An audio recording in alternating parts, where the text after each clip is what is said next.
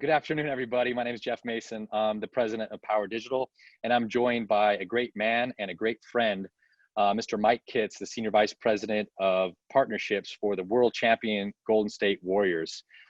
Today, we're on episode 73 of Flip the Switch, and we're going to be talking about the business behind a championship franchise, with our friend Mike Kitts. So, Mike, welcome to Flip the Switch. Thanks for having me, Jeff. So a little bit about Mike. He's a senior vice president of partnerships for the Golden State Warriors, and he's coming up on his 9th season with the organization and his 4th season as the senior vice president of the team. His current role consists of the oversight of the Warriors sales, development, and insight teams, where he's charged with driving new sales, renewals of existing partners. He's also tasked with providing the vision and execution for the team's long-term planning, which includes forging partnerships for the newly opened Chase Center, the Warriors state-of-the-art sports entertainment complex that you saw opened up this season. Unfortunately, got caught a little short, but it's right there in San Francisco's Mission Bay neighborhood. He's successfully led corporate partnerships and sales with some of the organization's largest and most high-profile partnerships, including the club's jersey sponsorship, which unveiled, I think it was a couple of years ago, with Recruitment, a global e-commerce company headquartered in Tokyo, Japan, which I think began the 2017-2018 season. Under his leadership, the Warriors have been consistently recognized as one of the top NBA teams in the corporate partnership account growth, account performance, and the overall category in sports. His resume includes over 15 years of marketing and sports experience with stints at Learfield Sports, a sports marketing firm, San Diego Sports Commission, where he served as the director of business development. And as a San Diego native, enjoying the weather here because we're broadcasting live here from San Diego, he earned his bachelor's degree in business management at Lynn University and MBA from San Diego State. So again, welcome, Mike, and I'm super excited to have you on Flip the Switch. And I know a lot of our listeners are probably super interested to get your perspective on, really the business behind the winning franchise. So, I guess the first question I have, Mike, is when we met a little over 7 or 8 years ago, it was right in the middle of the Warriors 2012-2013 season. I think Draymond was in his rookie season. Clay was a sophomore. Steph was just starting to emerge into his 4th season. But can you tell us a little bit about what the vibe of the Warriors were at that time? Sure. And again, thanks for having me, Jeff. Well, as you recall, I moved up here to the Bay Area from San Diego. And so you think about taking myself back to 2012, where I came up and I met with the new leadership team that was at the Golden State Warriors. And I went back to San Diego, back to Del Mar, where my wife was there. And I told her, I said, this is the job. This is the one. And really, it started with this idea that when I met with leadership back in 2012, they didn't use the word good. They only used the word great. And it really just started with the vision of being a championship organization, which was at the time, was a pretty big, was a pretty big task, given that the Golden State Warriors had not made the playoffs in, 13 of the last 14 years. And to be honest with you, they just weren't necessarily being looked at as that top rank franchise that they are today. And so as I think back, it was a lot about potential. It was a lot about buying into vision. And you had a new ownership group, you had new leadership. And I knew from day one when I met with these folks that I wanted to be part of it. That's great. And what a risk on your side. Obviously, joining a professional franchise like that is exciting, but moving your life, up to the Bay Area, pretty big risk. Can you tell us a little bit about the thought process there? Sure. I mean, so, to that point, it was interesting, right? I said, hey, we've got this great new owner that has already pointed to the rafters and said, that's a lonely banner up there. We want more. And you had a young guy named Steph Curry who had, a lot of potential, but quite frankly, had just had double ankle surgery. And so it was about what the art of the possible. And you had to truly believe in it. 2012, again, although the economy was rebounding, it wasn't quite, again, in a position where you felt like you could maximize. So you had to really, you really had to buy into the fact that you thought that this group could in fact accomplish what they wanted. And one of those things that they wanted to accomplish was building a privately financed arena in arguably one of the most expensive places to do it in the world. And in our industry, it hadn't been done in, you know, almost 30 years. So it was, again, there was a lot of things that you had to really believe in, because up to that point hadn't necessarily been the norm. Yeah, from that background, I already see a couple characteristics of what makes the Warriors great. Number one, recruiting, right? So selecting the right people, Draymond, Clay, Steph, you know, obviously great recruits, but also recruiting somebody like you, because one can make the analogy or the connection that as soon as they brought you on board, they started winning, right? Well, I appreciate that analogy. I would take it one step further and to say, you know, after Joe and Peter bought the team, they went out and surveyed the land and said, who's the best team president we could possibly get? And one name continued to come up, and that was Rick Welts. He's in the Naismith Basketball Hall of Fame. And so I would say once they got Rick, which, you know, again, they didn't go out and decide to get good. They decided to get great. And Rick, you know, in all his infinite wisdom, was able to continue that recruitment. But even Jeff goes far beyond that, in that, you know, they went out and got Bob Myers, who, by the way, had never been a GM before. Then they went out and got Steve Kerr, who had never been a coach before. And it was really about building the right organization with the right culture and the right people. And it didn't mean doing it the same way that it always been done. And I think I look at it like this. I took a huge risk on them, and I took a chance, rolled the dice. But you know what? They also made a huge bet on me as well. And so far I think it's working out for everybody. Yep, it sounds like it for sure. So Mike, along those lines, so you show up, it's, you know, 2012 season, and when did you start noticing that something special was brewing with the Warriors?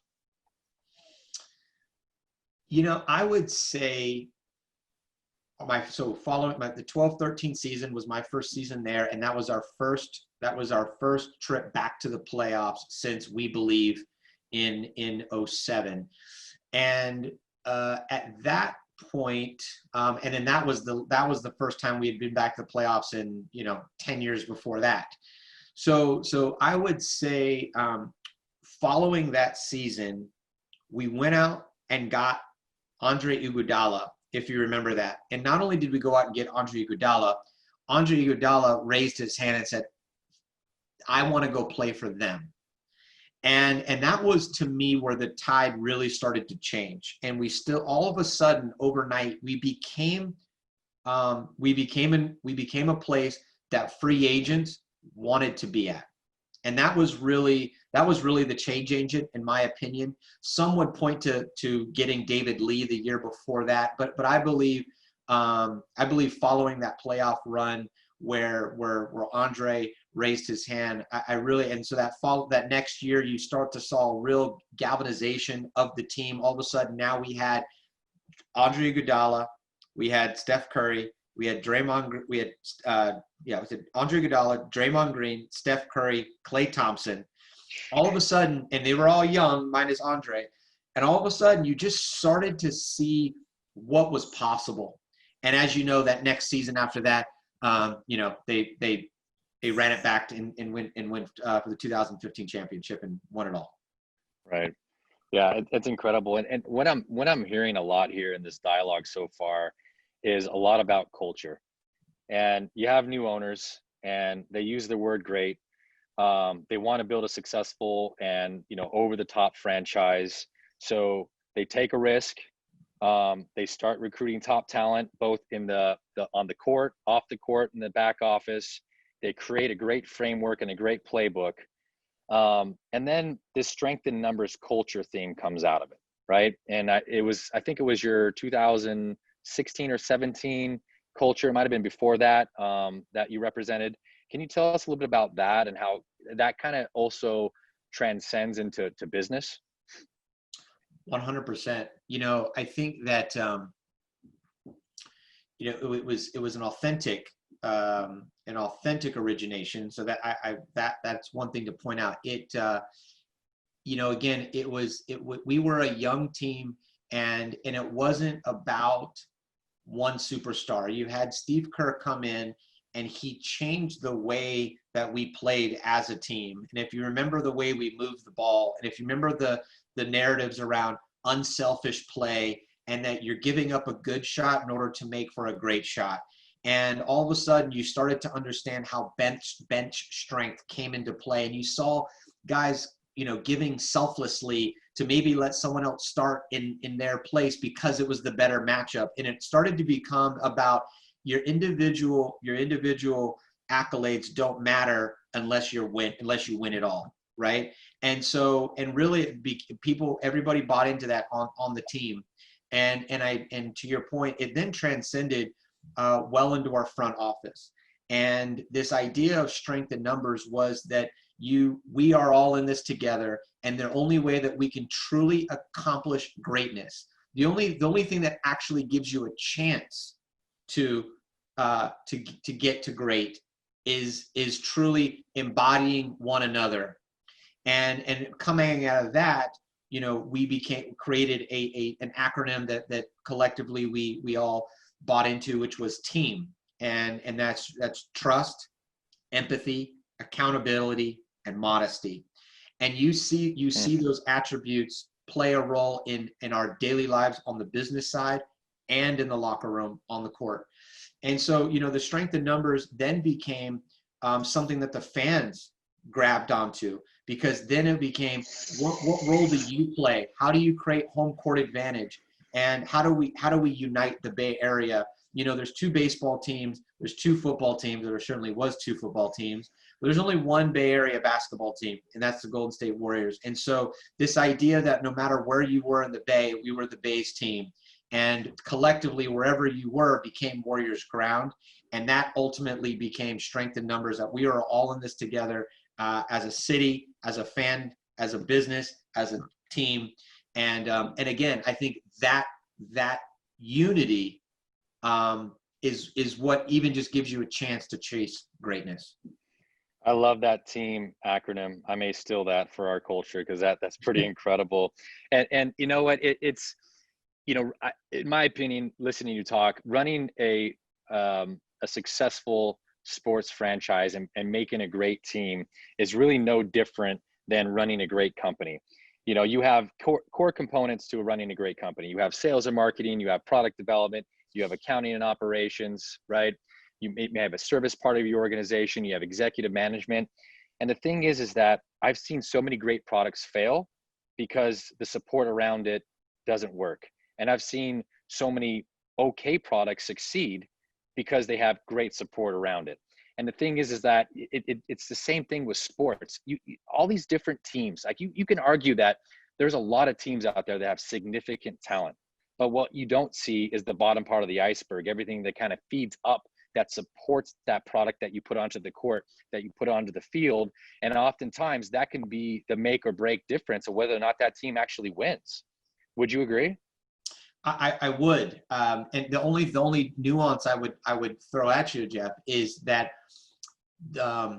there's success, and then I would say there's sustained success, and in sports it's fascinating, right? Because the actual structure itself, and we're talking about the on the court, which has direct correlation to your off the court success as well, but it's actually set up to not keep it intact for an extended period of time, right? So if you had your best employees, you're appropriately incentivized to keep all of them there as long as possible. Tenure is a real thing, but in fact, on the court talent, whether it's a luxury tax, whether it's a collective bargaining agreement, whatever the case may be, they're actually built to break these up so that you cannot obtain the maximum amount of talent and then keep it together for an extended period of time. So what does that mean?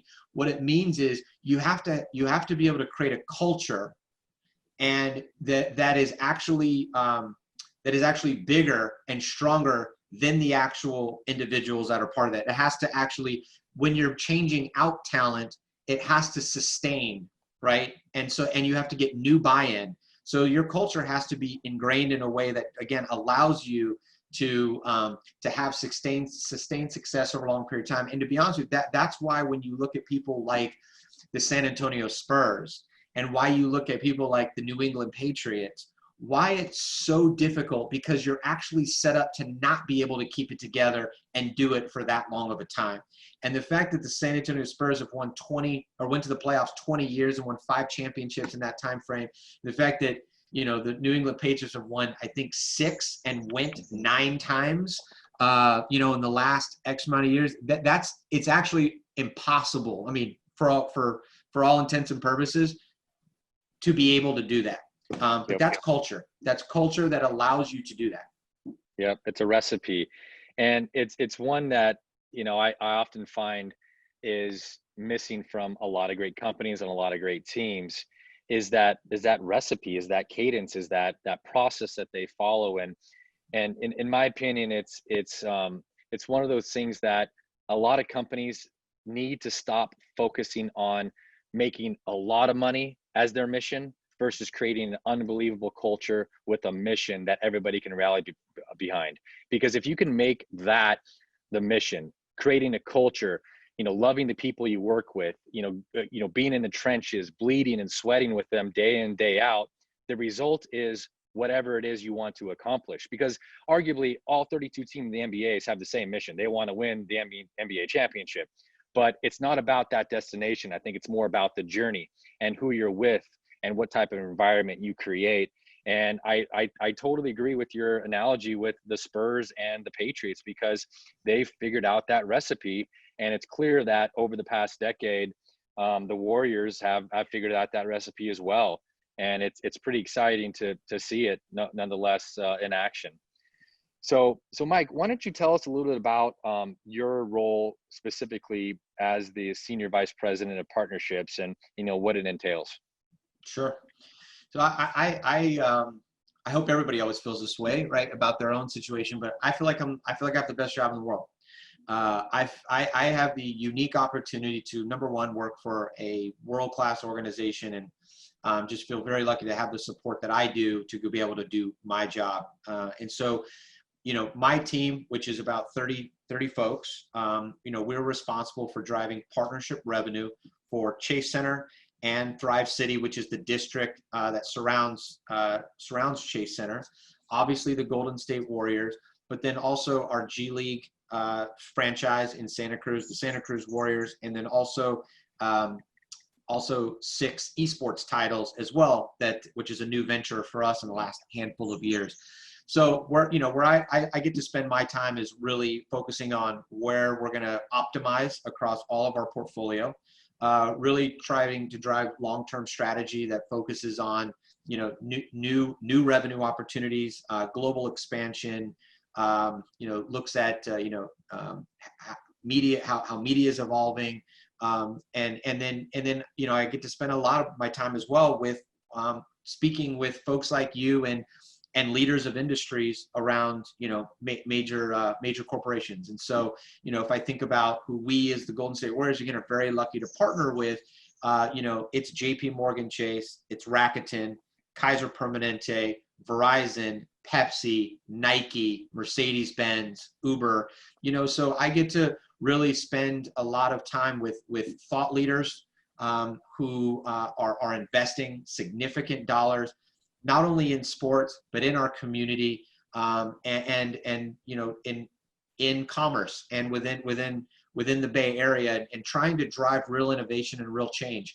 And, you know, I think about, you know, where we're able to triangulate partnerships, and whether that's, you know, integrate real technology, whether that is, you know, enhance fan experience in a way that's never been done before, if that is, you know, create community impact through programming, and so, you know, that's what stimulates me, and you know, and again, I feel very lucky that we do, you know, get to lead the league in many respects, and again, I think most of that is a derivative of we're in the innovation capital of the world. And we've got a brand new building, and which creates a huge platform for us and in some instances, it creates a canvas for us to be able to paint some real masterpieces with some of the most innovative companies in the world. Yeah, I mean, I think a new building is an understatement. I think you built a mini city right there, on the coast of the bay. I was lucky to go to the opening game there, and nonetheless, it is very impressive arena. For those of you that haven't been to Chase Center, it is spectacular, and what an experience it is. And I'm looking forward to the time when we can have fans back in there and host the concerts and watch Kenny and Shaq and the whole crew from TNT back out there and so on, because that was definitely a treat. But you said something interesting where I think a lot of listeners are intrigued about the concept of esports. And I'm not sure a lot of teams had ventured down this path yet, but how has your role been involved with the whole esport initiative? And do you have any thoughts about where that might be going? Sure. Well, I'll say from our end, esports gives us an opportunity to do things that maybe we wouldn't be able to venture into on the NBA side, right? So if you think about,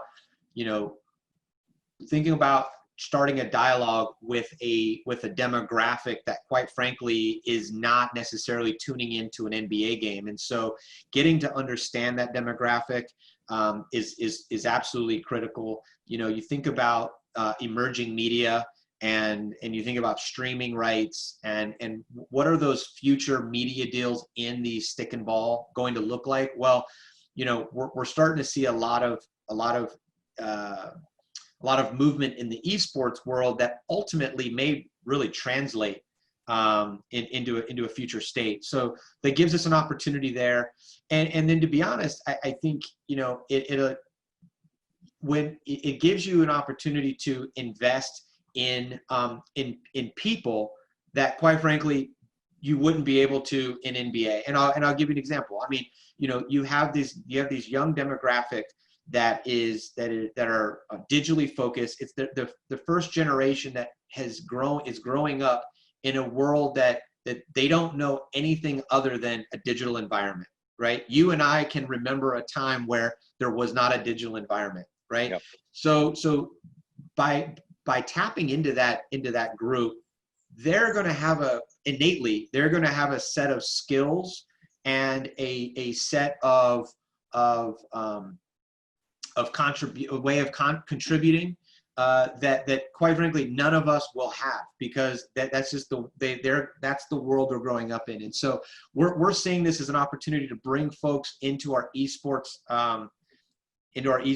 group that, again, I think is going to pay dividends for us in other aspects of our business. And so look, we're esports in general is obviously a younger is a younger business. Esports has, gaming has been around for a long time, but really as a business. And so we'll see where it goes. But I would say this, I mean, you're looking at a hiatus right now where collectively we don't have fans, unfortunately. But esports operates in a world where that's not how they connect with their fans. They don't need live events, right? And so you think again about how do we engage fans in a way that is unique. Well, there's already things in a real time sense that we're pulling from that world, saying, well, it obviously works.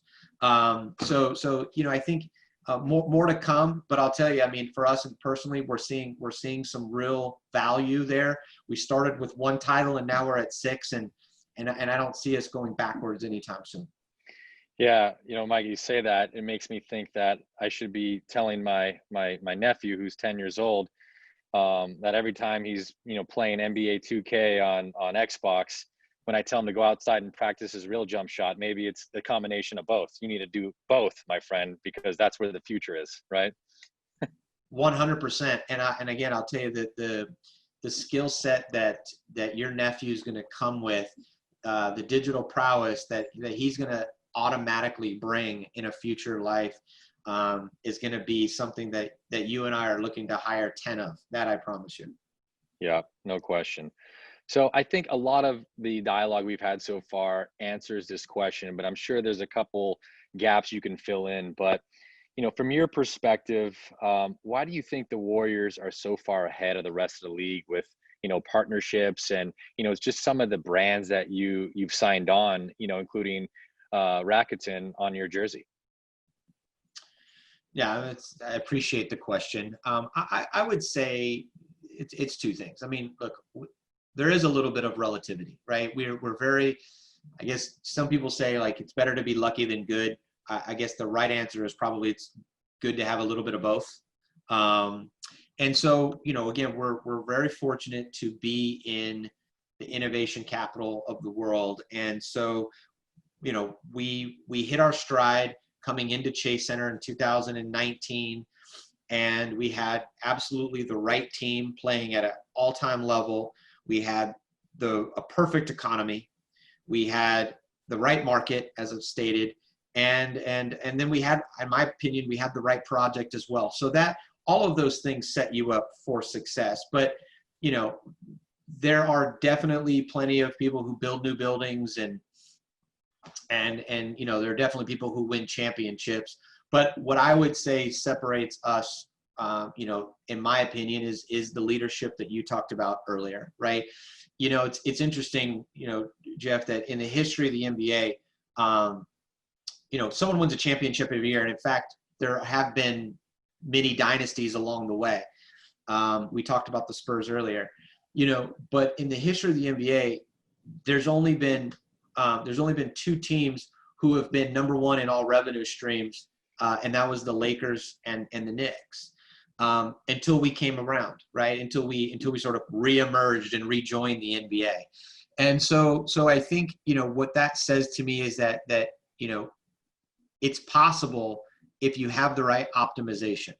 And I think optimization for us is certainly, there is a monetization strategy built in there, but there's also an experience strategy. There's also an opportunity cost analysis. And then you have to have leadership that buys into that and supports that long game, right? And if you can combine all of those things, oh, and by the way, have all the things I stated earlier, which is a winning team in a great market in a right economy, then it gives you a chance to make that rise.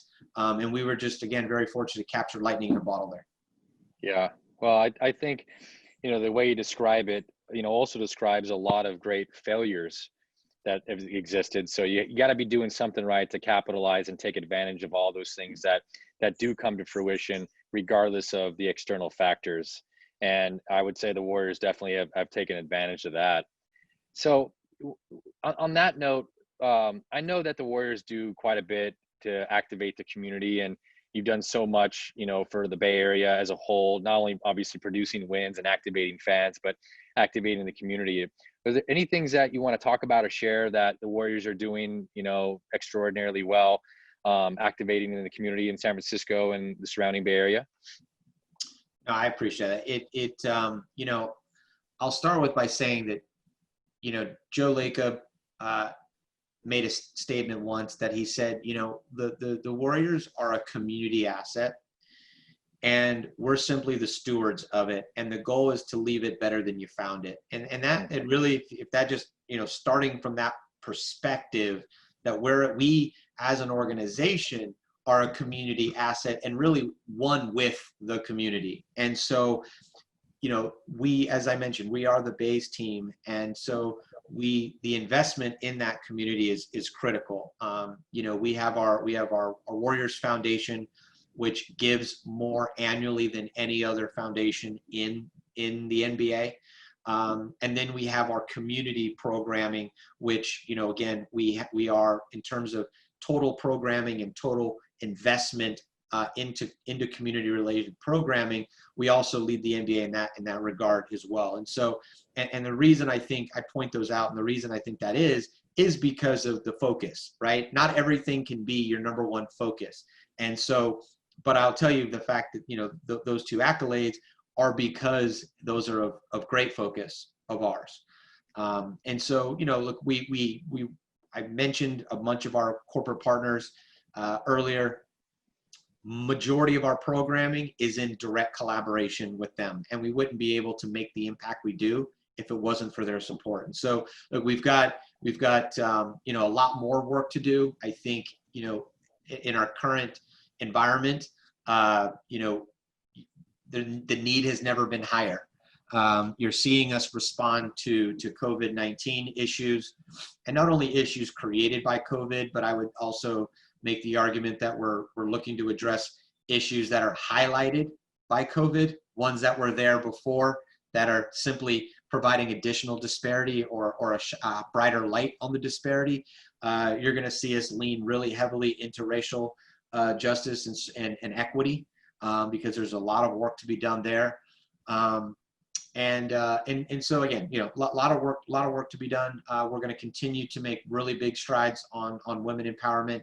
You're going to see us continue to be a leader in the LGBTQ space.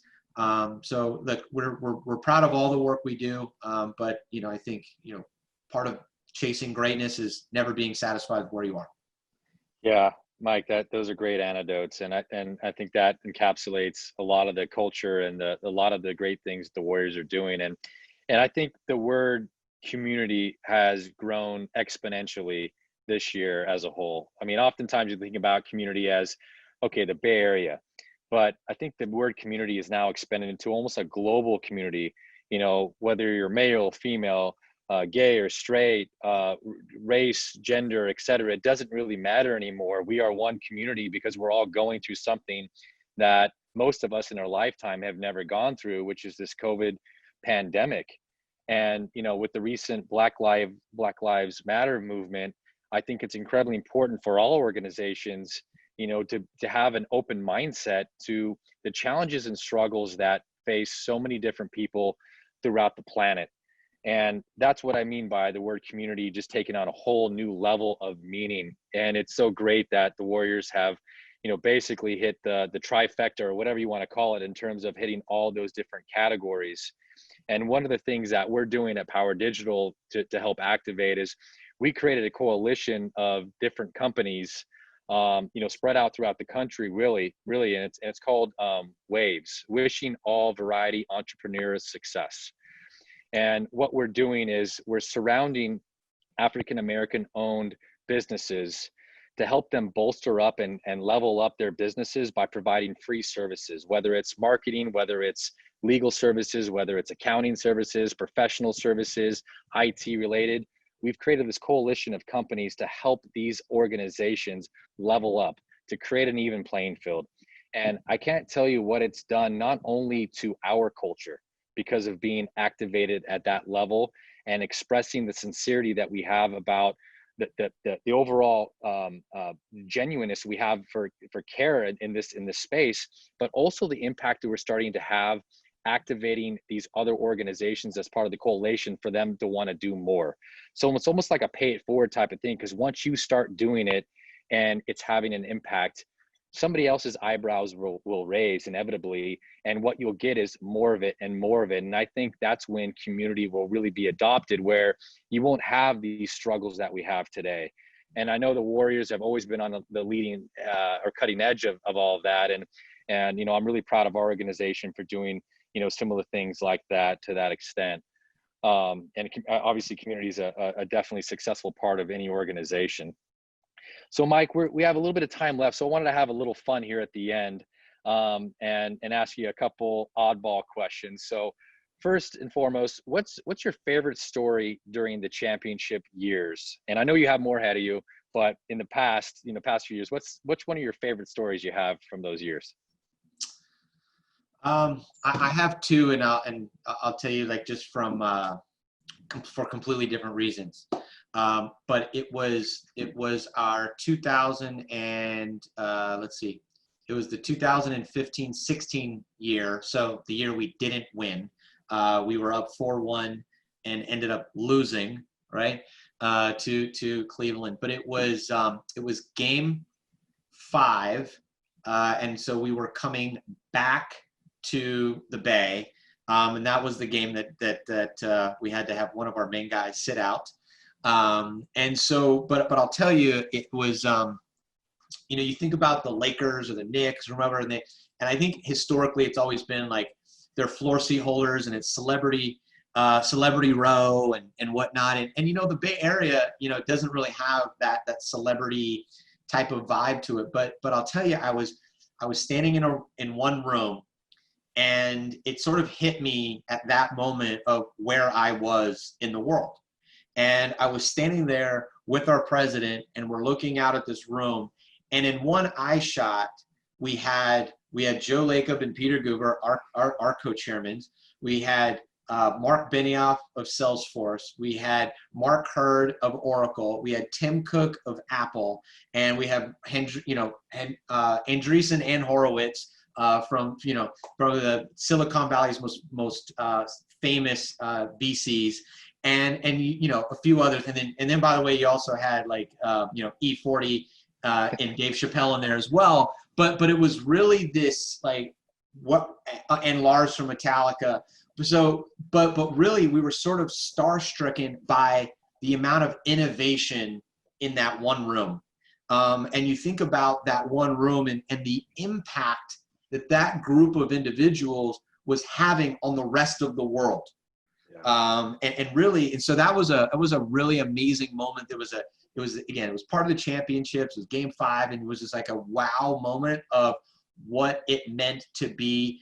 And how powerful the Warriors brand at that point is kind of where it hit us, is like we were able to assemble all of these individuals. This wasn't World Economic Forum, right? This was a Warriors basketball game. And this was our audience. So that was, it was pretty special. The other one I will tell you, I just cause I was talking about it the other day with my daughter, was after we won our our third championship, our second of the back-to-back. We won it in Cleveland, and it was we won the championship. I had a bunch of partners there. I grabbed them. We went. You did the whole on-court celebration thing. It was great. We rushed over to Morton Steakhouse. The team came over, and I had a celebratory drink with them, but then I immediately left the celebration. I knew there was a plane coming back to the Bay Area at that moment, jumped on that plane, came back to the Bay Area, landed, drove home, and was here in time for my daughter to wake up on her birthday. And so the idea that you won a championship and then somehow managed to be here for the birthday, I will always remember it, because she remembers it. Yeah, well, I guarantee you she'll never forget it. And that's an amazing story. And I'd have to say that first story was phenomenal, but the second story trumped the first story by far. That's incredible. And I was thinking about when you were telling me the first story about all the people that you saw in that one purview and that one look, is that what the original vision of great looked like? Is that we've made it. Look at what we've built, and look at how far we've come in really such a short amount of time. But then again, I feel like leaders that you work with on a day-to-day basis, owners and chairmen, never are satisfied. That great actually isn't a noun, it's a verb. It's something that you always work on, and it's a journey. It's not a destination. You don't arrive at great. You just strive for greatness, because you need to continually chase something in order to keep being great. But I got goosebumps when you're telling me about stories, because I think that's an incredible testament of the organization, but also an incredible testament of Mike Kitts, the father, because that's very serious commitment. And I got to say, the listeners are definitely shedding a tear right now, getting goosebumps, because you were definitely the father of the year in my ears right now. So another fun question for you. Your favorite player, past, present, and why? Yeah, this is a boring answer, just because it's so predictable. Hands down, Stephen Curry. Look, I think that it's a boring answer in the sense of like, pretty non-controversial. But what I'll tell you is that, Stephen is everything you want in a superstar. He's everything you want in a teammate. He's everything you would want in a friend. He really, I know, I think, I'm very lucky that I get to see it up close and personal, and I get to see it almost every day. And he always shows up, and whether it's showing up for a kid, whether it's showing up for a partner, whether it's showing up for his teammates, whether it's showing up for the organization. And, once you get to the level he is, you basically have earned the right, for all intents and purposes. Like, you get to say whether you do or don't do things. And the thing about Stefan is that he doesn't only say yes things, he raises his hand. And, there was a COVID situation where these nurses, it came up that these nurses, were working around the clock, and they were huge Warriors fans, and no one called Stefan and said, "Hey man, it'd be great if you did something." He heard about the story and called our PR guy and said, "Hey, can you do me a favor? Can you help me connect with these nurses? I just want to say thank you, and sort of connect with them and give just let them know that we're all here, and we all know how hard they're working." And that just sort of encompassed, in a nutshell, who Stefan is. And not to mention, you think about us on a daily basis, work ethic, and trying to be the best person that we can in business or at home, or finding balance, like I talked about the other day. Somehow, again, with even in his schedule, he's first one in the gym, last one to leave, getting more shots up than everybody else, sets the tone, in my opinion, on what it means to be a good father, supports his wife in every aspect. So I say that my favorite player is Stephen Curry, but really it's because he's so much more than a player. Yeah, the intangibles, I think, what makes great players who they are, and that's just one of them. And it's a great example. And I think everybody loves Steph on the court, but few really get to know Steph off the court. So I think that's a great story. And one, often I know that, sometimes PR overexposes, sometimes they underexpose. And I think this is an example of where, maybe it should have had a little bit more light, but then again, maybe Steph didn't want to have that type of light. And I appreciate it nonetheless. And I think it's a fantastic story. So, wrapping things up. Golfer. So yeah, I think the ESPN world definitely publicizes the fact that he's a great golfer, not to mention he participates in these pro-ams and he's competing almost at the pro level. In fact, I think Tony Romo gets all the accolades, but I think Steph just wipes the floor with Tony Romo. So I remember Tony Romo was trying out for the tour, and then I'm watching at these pro-am. I'm like, wait a second, I think you and I can keep up with Romo. I mean, we've played a couple of times, Mike. So I don't know. You're a good golfer, but I don't know. I think Romo gets a little bit too much hype sometimes. But anyway, listen, Mike, it's been a real pleasure having you on Flip the Switch. And I can't say enough about how big a fan I am of you, but also of the Warriors organization. And I sincerely appreciate the time you spent with us today. And I was going to just sign it off with, hey, Mr. Father of the Year, because that's my biggest takeaway is Mike Kitt's the dad, not to mention the Senior Vice President of Corporate Partnerships of this championship, their champion Golden State Warriors. So, Mike, thank you so much for the time today. Jeff, it was awesome, man. Thank you for having me, and look forward to tuning into more Flip the Switch. Appreciate you, man. My man. All right. We'll see you.